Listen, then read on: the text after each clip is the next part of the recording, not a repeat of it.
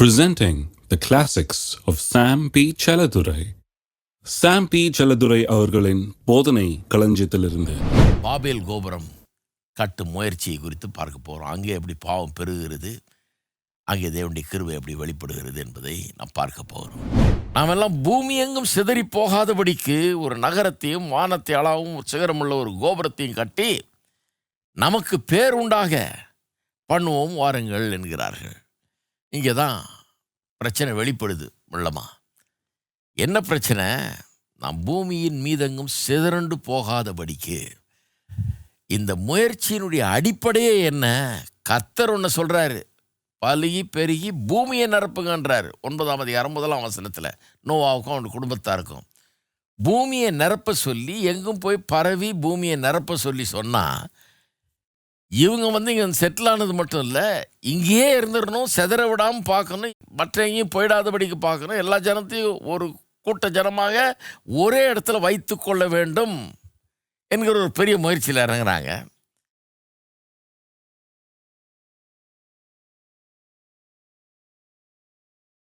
இந்த முயற்சி எடுக்கும்போது 3 காரியங்கள் அவருடைய மனதில் வைத்து கொண்டிருக்கிறார்கள்.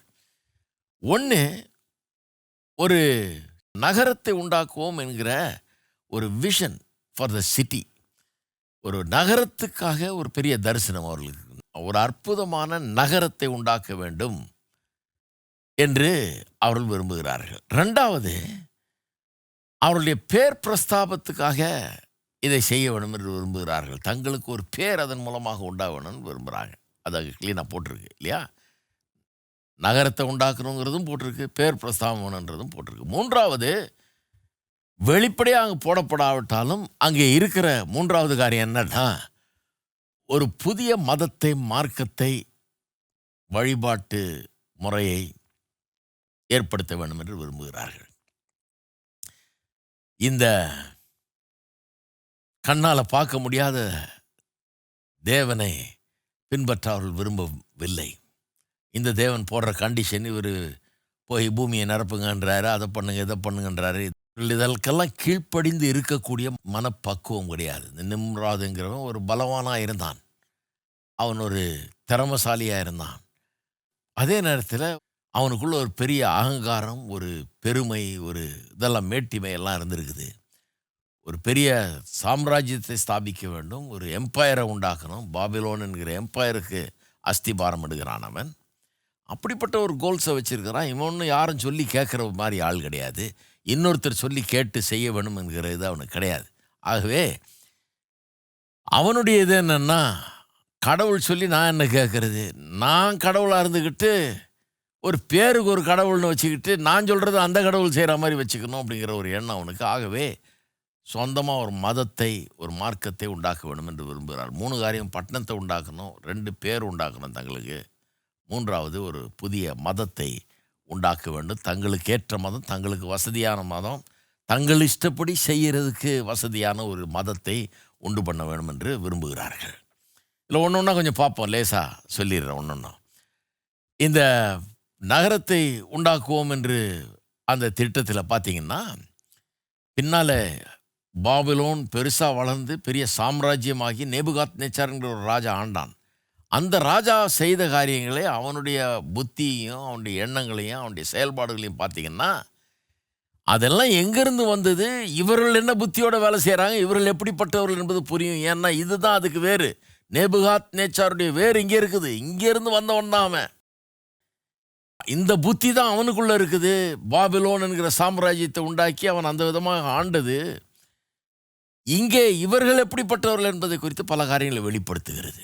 அதை பற்றி சொல்ல போகணும் என்றால், நேபுகாத்நேச்சார் பெரிய சாம்ராஜ்யத்தை உண்டாக்கி எல்லாரையும் தனக்கு கீழாக கொண்டு வர வேண்டும் என்று, உலகத்திலேயே மிகப்பெரிய ஒரு சூப்பர் பவராக இருக்க வேண்டும் என்று எண்ணி எல்லாம் பண்ணிகிட்டு இருந்தான். அதில் எருசலேமையும் அந்த பட்டணத்தையும் சென்று அழித்து அந்த தேவாலயத்தெல்லாம் ஒன்றும் இல்லாமாக்கி அதில் இருக்கிற பண்டபாத்திரங்களெல்லாம் எடுத்துக்கொண்டு போய் பாபிலோனில் இருக்கிற தேவாலயங்களில் போட்டு இப்படியெல்லாம் தேவனுக்கு விரோதமாக காரியங்களை செய்தான் பாருங்க. அவர் மாதிரியான ஆள் தேவனை பார்த்து, நீர் என்ன எனக்கு சொல்கிறது, நான் இஷ்டப்படி செய்வேன், நான் தான் பெரிய ராஜான்னு சொல்லக்கூடிய ஒரு ஆள். இஸ்ரவேல் ஜனங்களும் கர்த்தரை விசுவாசியாமல் பாவம் செய்து கர்த்தரை விட்டு தூரமாக போய் அப்படி போனதுனால இவனுக்கு அடிமைப்பட்டு போனார்கள். சிறைப்பட்டு போனார்கள். சிறைப்பட்டு கொண்டு போகப்பட்டார்கள் நிறைய பேர். எருசலேம் பாழாக்கப்பட்டது. தேவாலயம் பாழாக்கப்பட்டது. அது மதில் சுவர்களெல்லாம் இடிக்கப்பட்டது, நாசமானது எல்லாம். அங்கே கொண்டு போய் அவர்களை சிறைப்படுத்தி வைத்த பிறகு ஒரு நாள் அவன் தூங்கி கொண்டிருக்கும்போது திடீர்னு ஒரு சொப்பனம் காணுகிறான். சொப்பனம் அவனை ரொம்ப டிஸ்டர்ப் பண்ணிடுச்சு. அடுத்த நாள் ஞானிகளெல்லாம் கூப்பிட்டு இந்த சொப்பனத்தை அர்த்தம் சொல்கிறதுக்கு எனக்கு ஆள் வேணும், இந்த சொப்பனத்தினால் எனக்கு ரொம்ப நிம்மதி இல்லாமல் இருக்குன்னு சொல்லி ஆட்களை கூப்பிடுறான். அந்த ஞானிகள்லாம் வர்றாங்க. அவனுக்கு தெரியும் இந்த ஞானிகள்லாம் சிலர்லாம் சும்மா ஒன்றும் கிடையாது, அவங்களுக்கு எந்த ஞானமும் கிடையாது, சும்மா சம்பளம் கொடுத்து இவ்வளோ வச்சிருக்கிறான், இவங்க உண்மை சொல்கிறாங்களா என்னன்னு யாருக்கும் தெரியாது. ஆகவே இந்த தடவை நிச்சயமாக அவர்களை உண்மை சொல்ல வைக்கணும்னு சொல்லி யாரும் தப்பாதபடிக்கு அவன் என்ன பண்ணிட்டான், நான் வெறும் சொப்பனத்துக்கு அர்த்தத்தை கேட்கல, சொப்பனத்தையே நீங்கள் என்னன்னு சொல்லணும், நான் என்ன சொப்பனம் பார்த்தேங்கிறத நீ எனக்கு சொல்லு, அதனுடைய வெளிப்பாட்டை பெற்று நீ சொல்லிவிட்டு அதனுடைய அர்த்தத்தை சொல்லுன்றார். யாரால் முடியுதுன்னு சொல்லுங்கள். இதில் உண்மையான தீர்க்கதரிசி யார் இல்லைங்கிறதுன்னு க்ளீனாக வழங்கிடும். பாபிலோனில் உள்ள அத்தனை ஞானிகளையும் திரட்டி கேட்டால் ஒருத்தனாலும் முடியல. சொப்பனத்தை நான் எப்படி சொல்கிறதுன்றா, சொப்பனத்தை சொன்னால் ஏதாவது அர்த்தத்தை சொல்கிறதில்ல கில்லாடிங்க அவங்க. ஆனால் சொப்பனத்தையும் சொல்ல அர்த்தத்தையும் சொல்லினா ஒருத்தனுக்கு ஓடலை. ராஜாவிட தெரிவிக்கப்பட்டது யாருமே இல்லைன்னு சொல்லி உடனே எல்லாரையும் கொல்லுன்னு ஒரு ஆர்டர் போட்டு எல்லாரையும் கொல்றதுக்கு ஆயத்தமாகிறார்கள். இவர்களுக்கு ஏன் தண்ட சோறை போட்டுட்டு இருக்கணுன்ட்டு கொல்றதுக்கு ஆயத்தமாகிறானவன். அந்த செய்தி போய் தானியலுக்கு கிடைக்கிறது. தானியலும் ஷாத்ராக் மேஷாக் ஆபேத்நேகோ ஞானிகளில் ஒருவர், அவர்களும் கொல்லப்பட வேணும். அப்போ தானியேல் அந்த அதிகாரிகிட்ட ரொம்ப வேண்டி பேசி, கொஞ்சம் பொறுங்க, நான் என் ஆண்டவர்கிட்ட ஜெபம் பண்ணி நான் சொல்கிறேன் அப்படின்னு சொல்லி டைம் கேட்டு கர்த்தரிடத்தில் போகிறான். கர்த்தர் அவனுக்கு ராஜா கண்ட தரிசனத்தையும் அந்த தரிசனத்தின் அர்த்தத்தையும் சொல்கிறார். பிறகு ராஜாவுக்கு முன்பாக போய் நின்று அவன் சொல்லுகிறான் ராஜாட்ட, நீர் கண்ட தரிசனம் இதுதான், ஒரு பெரிய சிலையை கண்டீர், ஒரு இமேஜை பார்த்தீர் நீர், அதில் தலை சுத்த பொன்னினால் ஆனது, அந்த உருவத்தின் தோளும் கையும் வெள்ளியினால் ஆனது, வயிறும் தொடைகளும் வெண்கலத்தினால் ஆனது, கால் இரும்பினால் ஆனது. இப்போ இந்த உருவம் சிலை, இதனுடைய தலை, தோல், கை, வயிறு, தொடை, கால் இதெல்லாம் 4 விதமான காரியங்களால் உண்டானது அப்படின்னு சொல்கிறான். சொல்லிட்டு இந்த பார்த்து கொண்டே இருக்கும்போது, ராஜாவாகிய நீர் இதை பார்த்து கொண்டே இருக்கும்போது திடீர்னு ஒரு கல் யாராலையும் வெட்டி எடுக்கப்படாத ஒரு கல் இதன் மேல் மோதி இந்த சிலையை சுக்குநூறாக்கி இந்த சிலை உடைந்து பதரை போல பவுடர் ஆயிடுச்சுன்றான். பவுடர் ஆகி அது அப்படியே காத்துல பறக்கடி போய் அது எங்க போச்சுன்னே தெரியாம அதனுடைய பவுடர்னுடைய ஒரு சின்ன தூள் கூட கிடைக்காத அளவுக்கு காணாம போயிடுச்சு, சுத்தமா அழிஞ்சு போயிடுச்சு அப்படிங்கிறான். இதைத்தான் நீர் பார்த்தீர் அப்படின்னு சொல்லிட்டு இதனுடைய அர்த்தத்தை சொல்றேன், விளக்கத்தை சொல்றேன்றான். என்ன சொல்கிறான், வருங்காலத்தில் என்ன நடக்க போகுதுன்னு நினச்சிக்கிட்டே படுத்திருந்தீர், இந்த சொப்பனத்தை பார்த்தீர், வருங்காலத்தில் என்ன நடக்க போகுதுங்கிறத கடவுள் உங்களுக்கு வெளிப்படுத்தி இருக்கிறார். அது என்ன, அந்த பொன்னினாலான தலை இருக்குது, அந்த நீங்கள் பார்த்த அந்த உருவத்தில் தலை பசும் பொன்னினால் ஆனது. அந்த பசும் பொன்னினாலான தலை பாபிலோனையும் பாபிலோனின் ராஜாவையும் காட்டுகிறது. அடுத்தது அந்த தோள் மற்றும் கை வெள்ளியினால் ஆனது இல்லையா, அது இந்த பாபிலோன் ராஜ்யம் ஒன்றுமில்லாமல் போய் அது மறைந்து போன பிறகு இனி உண்டாக போகிற அடுத்த ராஜ்யத்தை காட்டுகிறது. என்ன சொல்கிறான், உங்கள் ராஜ்யம் நல்ல பெரிய ராஜ்யம் இன்னைக்கு, ஆனால் ஒரு நாள் இல்லாமல் போயிடும். அதுக்கு பிறகு இந்த ராஜ்யம் வரும், அந்த ராஜ்யம் ஒரு நாள் இல்லாமல் போயிடும். அதுக்கு பிறகு வெண்கலத்தினால் உண்டாக்கப்பட்ட அந்த வயிறு தொட வெண்கலத்தினால் உண்டாயிருக்கு இல்லையா, அது இன்னொரு ராஜ்யத்தை குறிக்கிறது. அது உண்டாகும், அந்த ராஜ்யம் எழும்பும், அது ஆளும், அந்த ராஜ்யமும் ஒன்றும் இல்லாமல் போயிடும், இருந்த இடமே தெரியாமல் போயிடும். பிறகு 4வது ஒரு ராஜ்யம் உண்டாகும், கடைசியில் அந்த ராஜ்யமும் இருந்த இடம் தெரியாமல் போய்விடும். மோதுன அந்த கல் இருக்குது பாருங்க, அந்த கல் அந்த தரிசனத்தில் எப்படி இது மோதி இதெல்லாம் பதற மாதிரி ஆக்கிட்டு இதை பவுடர் ஆக்கிட்டு அந்த கல் பூமியே நிரப்பி பெரிய மலை மாதிரி உட்காந்துக்கிச்சான். அது இனி வரப்போகிற ராஜ்யம். இந்த 4 ராஜ்யமும் போன பிறகு வரப்போகிற ராஜ்யம், வருங்காலத்தில் இதுதான் நடக்க போகுது. இப்படி 4 ராஜ்யங்கள் உண்டாக போகிறது. இந்த 4 ராஜ்யத்தில் ஒரு ராஜ்யம்தான் நீர், இன்னொரு 3 ராஜ்யம் உமக்கு பின்னாடி வரும். இந்த 3 ராஜ்யம் ஆண்டு முடிஞ்சு போன பிறகு தேவனுடைய ராஜ்யம்னு ஒன்று வரும். அதுதான் என்றென்றைக்கும் நிலைக்கும். அந்த பெரிய கல் வந்து பூமியை நிரப்புற அளவுக்கு அது வந்து நிற்கிறதை நீர் கண்டீரே. அது வந்து அந்த ராஜ்யம் என்றென்றைக்கு நிற்கிற ராஜ்யம் என்று சொன்னான். ராஜாவுக்கு நம்ப வேண்டியதாக போச்சு. ஏன்னா அவன் கண்ட தரிசனத்தை அப்படியே சொல்லிட்டான் இல்லையா. அவனுக்கு நல்ல பதவி உயர்வெல்லாம் கொடுத்து நல்லா வச்சுருந்தார். ஆனாலும் இந்த ராஜாவுக்கு புத்தி சரியில்லை பாருங்க. கடவுள் சொன்னதை ஏற்றுக்கொண்டு தன்னை கடவுளுக்கு முன்னால் தாழ்த்தக்கூடிய ஆள் கிடையாது. மற்றவங்களாம் சொல்லி கொடுத்து திடீர்னு என்ன பண்ணுறான், கொஞ்ச நாள் பொறுத்து ஒரு சிலையை உண்டாக்குறான். அந்த சிலையை எப்படி உண்டாக்குறான், தலையிலிருந்து கால் வரைக்கும் பொண்ணுனால் உண்டாக்குறான். என்ன அதனுடைய அர்த்தம்? தானியேலுடைய ஆண்டவர் சொல்லிட்டாரு, என்னுடைய ராஜ்யம் கொஞ்ச நாளில் போயிடும், அதுக்கப்புறம் வேற ராஜ்யம் வரும், அதுக்கப்புறம் இன்னொரு ராஜ்யம், அதுக்கப்புறம் இன்னொரு ராஜ்யம்னு சொல்லிட்டாரு.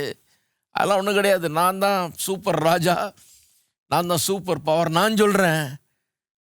இந்த சிலை எதை காட்டுது? தலை மட்டும் பொண்ணு இல்லை, தலையிலேருந்து கால் வரைக்கும் பொண்ணு. என்னுடைய ராஜ்யம் என்றென்றைக்கு நிற்கும். இதுக்கு பிறகு வேற ராஜ்யம் வரப்போகிறதில்ல. நான் தான் இருக்க போகிறேன், காலகாலத்துக்கு நான் தான் ஆளப்போகிறேன் என்பதை அறிவிக்கும்படியாக அப்படி ஒரு சிலையை ஏற்படுத்தி வச்சு இதை வணங்க சொல்கிறான். வணங்காதவர்களை கொண்டு போய் தீயில போடுவேன். இந்த மாதிரி கதையெல்லாம் பட்டுருந்தான். கடைசியில் சாத்ராக் மேஷாக் கதை முடிஞ்சோன்னு மறுபடியும் இவர்கள் வணங்குகிற ஆண்டவர் தான் மெய்யான ஆண்டவர் என்பதை அவன் ஏற்றுக்கொள்ள வேண்டியதாக போயிடுச்சு பாருங்க. அதுக்கப்புறம் ஒரு நாள் தன்னுடைய அரண்மனையில் உலாவி கொண்டிருக்கும் போது தன்னுடைய பட்டணத்தை பார்க்குறான், தன்னுடைய அரண்மனையை பார்க்குறான். பார்த்துட்டு அவனுக்கே ரொம்ப இம்ப்ரெஸ் ஆகிட்டான் பாருங்க. இந்த பட்டணத்தை அரண்மனையும் பார்த்துட்டு அவனுக்கு வந்து தாங்க முடியாத பெருமை, மேட்டிமை அவனை ஆட்கொள்ளுகிறது. அவன் ஒரு காலகட்டத்திலே சொல்லுகிறான், தானியேல் புஸ்தகத்தில் அதை குறித்து நாம் பார்க்கிறோம். 4ஆம் அதிகாரத்தில் 30ஆம் வசனத்தில் அப்படியே தன்னுடைய பட்டணத்தையும் தன்னுடைய மேன்மையும் பார்த்துட்டு மயங்கி போய் சொல்கிறான், இது என் வல்லமையின் பராக்கிரமத்தினால் என் மகிமை பிரதாபத்திற்கென்று ராஜ்யத்துக்கு அரண்மனையாக நான் கட்டின மகாபாபிலோன் அல்லவா என்று சொன்னான். வார்த்தையில் பாருங்க, என்ன பெருமைன்னு பாட்டு, என்ன மேட்டிமை பாருங்க. என் வல்லமையின் பராக்கிரமத்தினால் என் மகிமை பிரதாபத்திற்காக, என்னுடைய பெருமை, என்னுடைய பேருக்காக ராஜ்யத்தை அரண்மனையாக நான் கட்டின மகாபாபிலோன் அல்லவா. தன்னை குறித்து அவ்வளோ பெரிய ஒரு எண்ணம் சொல்கிறான். சொல்லி முடிக்கிறதுக்குள்ள ஒரு சத்தம் வானத்திலிருந்து உண்டாச்சான். அடுத்த வசனம் சொல்லுது, ராஜாவாகி நேபுகாத்நேச்சாரே, ராஜ்ய வாரம் முன்னே விட்டு நீங்கிட்டுன்னு சொல்லுது அந்த சத்தம். அன்னைக்கே பதவி அவ்வளோதான், முடிஞ்சது போ அப்படின்னு. மனுஷர் நின்று தள்ளப்படுவாய், வெளியின் மிருகங்களுடைய சஞ்சரிப்பாய், மாடுகளைப் போல புல்லை மேய்வாய். இப்படியே உன்னதமானவர் மனுஷருடைய ராஜ்யத்தின் ஆளுகை செய்து தமக்கு சித்தமாயிருக்கிறவனுக்கு அதை கொடுக்கிறார் என்பதை நீ அறிந்து கொள்ளும் மட்டும் 7 காலம் உன்மேல் கடந்து போகும் என்று உனக்கு சொல்லப்படுகிறது என்று விளம்பினது. ஒரு சத்தம் கேட்குது, என்னையோட நீ க்ளோஸு, மிருகங்களோட சஞ்சரிப்பாய், மாடு தின்ற மாதிரி புல்லை திம்ப. அதாவது ஒரு கண்ணால் காண முடியாத ஒரு தேவன் இருக்கிறார், அவர் தான் எல்லாத்தையும் ஆளுகிறார். அவர் தமக்கு சித்தமானவருக்கு ராஜ்யத்தை கொடுக்குறார், அவர் தான் உன்னை இதில் அமர்த்தினார், இதில் வச்சார், இவ்வளோ பெரிய மேன்மையெல்லாம் அவர் கொடுத்தாரு அப்படிங்கிறாரு. எவ்வளோ பெரிய உண்மை பாருங்கள். இதுதான் பெருமை. பெருமைங்கிறது என்ன? நம்ம உண்டாக்குன ஒரு கடவுள் இருக்கிறாரு, உயிர் மூச்சை கொடுத்துருக்கிறாரு, திறமையை கொடுத்துருக்கிறாரு, பலத்தை கொடுத்துருக்கிறாரு, ஆற்றலை கொடுத்துருக்கிறாரு, வரங்களை கொடுத்துருக்கிறாரு, ஞானத்தை கொடுத்துருக்கிறாரு, அறிவை கொடுத்துருக்கிறாரு, எல்லாத்தையும் கொடுத்துருக்கிறாரு. நமக்குள்ள எல்லா மேன்மையும் அவர்கிட்டருந்து வந்தது என்பதை மனிதர்கள் நினைவு கூற தவறி விடுகிறார்கள் பாருங்க. தவறிடுறாங்க. எல்லாம் தங்களிடத்திலேருந்து வந்து நினச்சிக்கிறாங்க, தாங்க இதோட பிறந்திருக்கிறோன்னு நினச்சிக்கிறாங்க, தாங்கள் இதை உண்டாக்கி விட்டதாக நினைக்கிறாங்க, தாங்களே அப்படி உருவாகி விட்டதாக நினைக்கிறார்கள். விட்ட மூச்சு திரும்பி வரலன்னா போச்சு, ஆள் அவுட்டு. அடுத்த நிமிஷம் உயிரே இருக்காது. இன்றைக்கு இருக்கிறார்கள், நாளைக்கு மறைந்து போயிடுறாங்க. இன்னைக்கு இருக்கிறான், அடுத்த நாள் புல்லை தின்றான். பெரிய ராஜாவாக இருக்கிறான், அடுத்த நாள் மாடு மேய்க்கிற மாதிரி புல்லை தின்றான். அப்படி மாறுது கதை. அப்போ கடவுள் ஒருத்தர் இருக்கிறார் என்கிற அறிவு மனிதர்களிடத்தில் இல்லாமல் போயிடுது. ஏன்னா பாவம் பெருமையை உண்டாக்குகிறது. மனுஷன் அப்படி எண்ண வைக்குது, நீ தான் பெரிய ஆள். கடவுளாவது இதாவது உனக்கு மேலே யார் இருக்கா? உன் அறிவு, உன் ஞானம், உன் வல்லமை, உன் இது, நீ தான் பெரிய ஆள். உன்னை எப்படி பிறந்திருக்கிற, உன் குலம், உன் கோத்திரம், இது என்ன, உன் மேன்மை என்ன, அதிலிருந்து உண்டானேன்னு சொல்லி பாவம் ஒரு மனுஷனை பெருமைக்குள்ளாக்கி அந்த பெருமை மூலமாக அழிக்குது. பெருமை அழிவுக்கு முன்னால் வர்ற ஒரு காரியம் பாருங்க. ஒரு மனுஷன் அழிஞ்சு போகணுன்னா பெருமை தான் அதுக்கு. பாவம் எப்படி அழிக்குது பாருங்க. பெருமையை உண்டாக்கி ஒரு ஹை ஸ்பிரிட்டை கொடுத்து பெரிய ஆஹா அப்படின்னு தன்னையே பார்த்தவன் வியந்து நிற்கக்கூடியவன் ஆக்கி பொத்துன்னு அவனை கீழே போட்டு ஒன்றும் இல்லாமாக்குது பாவம். தான் பாவம் பாருங்க. பாவம் பாவம்னு சொல்கிறோமே, எதை பாவம்னு சொல்கிறோம்? நிறைய பேர் நினைக்கிறாங்க என்ன இந்த கிறிஸ்தவங்க எல்லாம் பாவம் பாவம்ன்றாங்க. என்ன பாவம், நாங்கள் என்ன பாவம் செஞ்சோம் அப்படின்றாங்க. பாவம்னா வேற ஒன்றும் இல்லைங்க. பாவம்னா என்ன தெரியுமா? நம்ம உண்டாக்குன கடவுளை அறிந்து கொள்ளாதது பாவம். நம்ம உண்டாக்குன கடவுள் யார், அவர் எப்படிப்பட்டவர், அவர் என்னை எதுக்காக உண்டாக்கியிருக்காரு, எதுக்கு இந்த கிருபை ஆற்றலெல்லாம் எனக்கு கொடுத்துருக்காரு, எனக்கு இந்த வரங்களை எதுக்கு கொடுத்துருக்காரு, எனக்கு இந்த திறமையெல்லாம் ஏன் கொடுத்துருக்கிறாரு, இப்படி ஒரு அறிவை ஏன் கொடுத்துருக்கிறாரு, இப்படிப்பட்ட ஒரு மேன்மையை ஏன் கொடுத்துருக்கிறாரு, பதவியை ஏன் கொடுத்தாரு, அவர் இப்படி உயர்ந்த நிலையை எனக்கு ஏன் கொடுத்தாரு, எனக்கு வேண்டியதெல்லாம் ஏன் கொடுத்தாரு, வேண்டியதுக்கு அதிகமாக ஏன் கொடுத்தாரு, அப்போ நான் அதை எதுக்காக செலவிட வேணும், எதுக்காக அதை பயன்படுத்த வேணும், நான் என்ன செய்ய வேணும்னு அவர் விரும்புகிறார், நான் அதை நன்றாக செய்ய வேணும். நன்றாக செய்யும்போது இந்த உலகத்தில் ஜனங்கள் நம்மளை பார்த்து நம்மளை பாராட்டலாம் ஒரு வேளை. ஆனால் நான் அந்த மகிமையெல்லாம் யாருக்கு செலுத்த வேணும், எனக்கு இதெல்லாம் கொடுத்தவருக்கு செலுத்த வேண்டும். இப்படி தான் நான் வாழ வேணும். என் உயிர் ஒரு இடத்துலேருந்து வருது, என் அறிவு ஒரு இடத்துலேருந்து வருது, எனக்கு ஒரு தேவன் இருக்கிறார், அவர் கொடுத்துருக்கிறார், அதை கொண்டு அவர் செய்ய சொல்கிறத செய்கிறேன், அவருடைய மகிமைக்காக செய்கிறேன். அப்படின்னு தான் மனுஷன் வாழணும். அது வாழலைன்னா தான் பாவம் என்று நாம் சொல்லுகிறோம். அதை அப்படி வாழாமல் நான் பெரிய ஆளாக்கும், என் குலம் என்ன, கோத்திரன்னா நான் என்ன, எவ்வளோ பெரிய ஆள், எனக்கு இருக்கிற மேன்மை என்ன தெரியுமா உங்களுக்கு அப்படின்னு வாழ்கிறவன் தான். அதுதான் பாவம், வேட்டிமை, அழிவுக்கு காரணமாயிடுது. பிசாசு இப்படி தான் அழிக்கிறான் பாருங்க. நிறைய பேர் அப்படி எண்ணிக்கொண்டிருக்கிறார்கள். இதெல்லாம் எங்கேருந்து வருது? இந்த ஆட்டிடியூடே எங்கேருந்து வருது? ஆட்டிடியூடு இந்த நிம்ரோது, அப்புறம் இந்த மக்கள் 11ஆம் அதிகாரத்தில் வாசிக்கிறோம்ல, ஆதியாகத்தில் அந்த மக்கள் தான். நேபுகாத்நேச்சருக்கு அந்த சத்தம் உண்டாகி கொஞ்ச நேரத்தில் மாடு புல்லை திங்கிற மாதிரி திங்க போகிறேன்னு சொன்ன உடனே அப்போ தெரிஞ்சுக்குவே கடவுள் ஒருத்தர் இருக்கிறாரு, அவர் தான் உனக்கு இதெல்லாம் கொடுத்தாருன்னு சொல்லி சத்தம் வருது. அடுத்த நிமிஷமே அப்படி ஆயிட்டான், அவன் புல்லை திங்கிறவன் ஆயிட்டான். எப்படி பாருங்க ஒரு ராஜாவுடைய நிலைமை. இந்த 11ஆம் அதிகாரத்தில் அதே மேட்டுமை, அதே பெருமை, அதே ஆட்டிடியூடை நாம் பார்க்கிறோம். அந்த விதமான ஒரு பெருமை, மேட்டுமை நாங்கள் நினைச்சா செஞ்சிருவோமாக்கும். எங்களால் செய்ய முடியாது ஒன்றும் இல்லை. கடவுள் என்ன சொல்கிறது, பூமி எங்கும் போய் பூமியை நிரப்புங்கன்னு. அவர் என்ன சொல்கிறது, நான் எப்படி வேணால் வாழ்வேன், என்ன வேணால் செய்வேங்கிறது தான் அவங்களுடைய எண்ணம்.